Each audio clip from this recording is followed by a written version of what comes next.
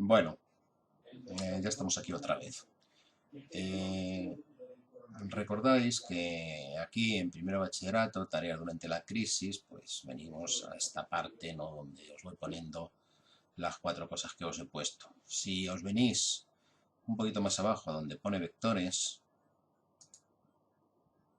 os he dejado aquí un libro de GeoGebra donde tenéis algunos de los apples que he manejado y que manejaré, ¿verdad? Entonces, pues los podéis manejar desde casa, estos no tienen ningún misterio. Así que si queréis ver el vector en 3D que veíamos el otro día, pues si le dais clic se os abre dentro de esta ventanita. Si lo queréis ver en una ventana más grande, pues le podéis decir que abra en una pestaña nueva, ¿no?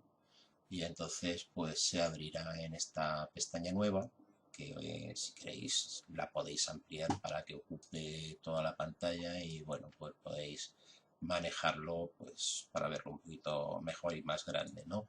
Pero eso ya os digo que en principio no es imprescindible. Vale, pues tenemos esto y os voy a ajustar aquí como lo tenía antes. Y bueno, esta era la pantalla donde estábamos, tareas de la crisis. Bien, aquí todavía no he subido las últimas, las subiré enseguida.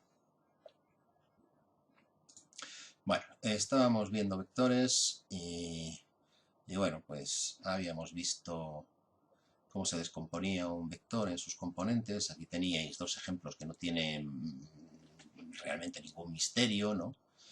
Así que, bueno, aquí me daba en el vector, me daba en el módulo, me daba en el ángulo, pues ya sabemos que la componente X será el módulo del vector por el coseno del ángulo y la componente Y por el módulo del vector por el seno del ángulo, ¿no? Así que nuestro vector sería el 4i más el 3j. Y aquí tenéis el caso opuesto, me dan las componentes del vector, 4i menos 3j, y tengo que calcular el módulo. El módulo, recordad, pues era la raíz cuadrada de esto al cuadrado más esto al cuadrado, es decir, 4 al cuadrado más menos 3 entre paréntesis al cuadrado, y esto es 16 y 9 es 25, la raíz de 25 es 5. Como estamos poniendo módulos, no ponemos más o menos 5, el módulo siempre lo damos positivo, ¿vale? El vector unitario me piden también, el vector unitario lo definíamos como el vector dividido por su módulo, ¿no? Así que si el vector era el 4i menos 3j y dividido por 5, pues 4 entre 5 es 0,8, 3 entre 5 es 0,6, sería 0,8i menos 6j. Vamos entonces a seguir. Tenemos suma analítica de vectores. Recordad que simplemente poníamos los vectores uno debajo del otro, ¿no? Y al final, bueno, pues sumábamos todas las componentes X, me daba la componente X de la suma de todas las componentes Y me daba la componente Y de la suma, y la suma de todas las componentes Z me daba la componente Z de la suma. Lo cual no tiene ningún misterio, es simplemente pues esto que vamos a hacer aquí con este ejercicio, que simplemente lo escribimos, decimos ejercicio 3, a ver si me deja escribir, ejercicio 3, ¿no? Y bueno, pues escribo el vector A, que es 3i más 3j, lo podemos escribir como estábamos haciendo antes, uno debajo del otro, 3i menos 3j, ¿y cuál va a ser la suma? Pues la suma, el vector S, será 3 y 3, 6i, y 3 menos 3, pues nada, j, ¿no? Así que ese sería el vector. Bueno, vamos a ver esto en un applet. Aquí tenéis el applet. Y bueno, lo podéis ver también donde os he dicho antes. Este applet es el número 5, ángulo de dos vectores con su suma. Aquí veis pues el vector A, y alfa es el ángulo que forma el eje X con el vector A, en este caso alfa vale 36,87 grados. Beta es el que forma el eje X con el vector B, en este caso es de 315. Gamma es el ángulo que forma el eje X con la suma, en este caso 9,46. Z, el ángulo que hace el vector B con la suma, y gamma, y phi es el el ángulo que forma pues la suma con el vector A. No me voy a meter ahora en explicar cómo se pueden calcular esos ángulos, cosa de matemática, no excesivamente complicada, pero bueno, ahora no toca eso. Estos vectores los podemos mover, así dándole en la esquinita, y claro, naturalmente la suma va cambiando y va cambiando pues todo lo demás, los ángulos, ¿no? Vamos a poner los dos vectores que me decía en el ejemplo, que eran el vector A, 3i más 3j, pues nada, vamos a ver, 3i más 3j, pues este es el ángulo, y el vector alfa, el vector A entonces estaría formando un ángulo que es este verde de aquí, que es de 45 grados con el eje X, ¿vale? Y este otro, pues vamos a poner el 3i menos 3j, que es este de aquí, este es el vector B, el ángulo es todo este, es un ángulo de 315, también podríamos haber dicho que es un ángulo de menos 45 si lo midiésemos en el sentido opuesto. Y bueno, pues en este caso el ángulo gamma no se ve aquí porque es obvio que es cero, ¿no? Entonces es difícil pintar un ángulo que sea cero.